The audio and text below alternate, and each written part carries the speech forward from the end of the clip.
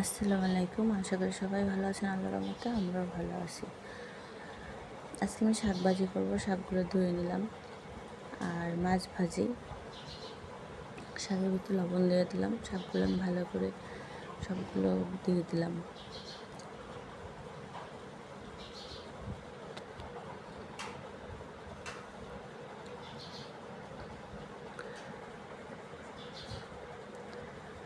আর করে নেব মাছ ভাজি। মাছটা আমি মেখে নিয়েছি।